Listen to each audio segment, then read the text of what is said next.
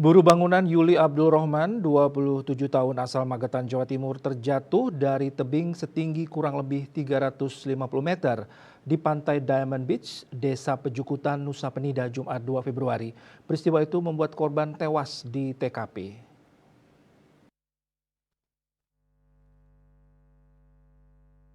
Jenazahnya kemudian dievakuasi tim SAR gabungan ke dasar tebing. Koordinator Unit Siaga SAR Nusa Penida, Cakra Negara mengatakan saat itu kantor pencarian dan pertolongan Denpasar memperoleh informasi 1 jam setelah kejadian dari masyarakat setempat. Pada pukul 18.20 WITA, segera diberangkatkan 5 orang personel Unit Siaga SAR Nusa Penida menuju lokasi. Cakra Negara menambahkan ketika tiba di lokasi, kondisi sekitar kejadian mulai gelap sehingga jarak pandang terbatas. Pada pukul 19.50 WITA, tim SAR gabungan sampai di posisi korban dan selanjutnya mengevakuasi ke atas melalui akses jalan sempit.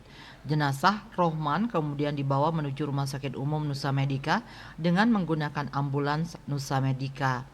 Selama proses evakuasi berlangsung turut melibatkan unsur SAR dari unit siaga SAR Nusa Penida, Polsek Nusa Penida, Koramil Nusa Penida, Pos Angkatan Laut Nusa Penida, BPBD Kabupaten Klungkung, Rumah Sakit Umum Nusa Medika, serta masyarakat setempat.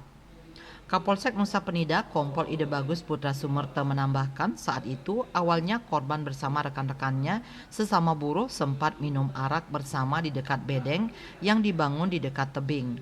Bedeng itu berjarak sekitar 3 meter dari tebing.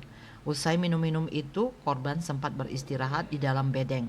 Namun sebagaimana kesaksian rekan-rekannya sesama buruh, saat semuanya sedang beristirahat, buruh lain yang masih di luar bedeng melihat korban terpleset dan terjatuh dari tebing. Para buruh lainnya bergegas mengecek kondisi korban di dasar tebing dengan menuruni tebing hingga tepi pantai Diamond Beach. Para buruh lainnya sangat terpukul melihat korban sudah tergeletak di pasir pantai dalam kondisi sudah meninggal dunia. Bagiarte, Bali Pos melaporkan.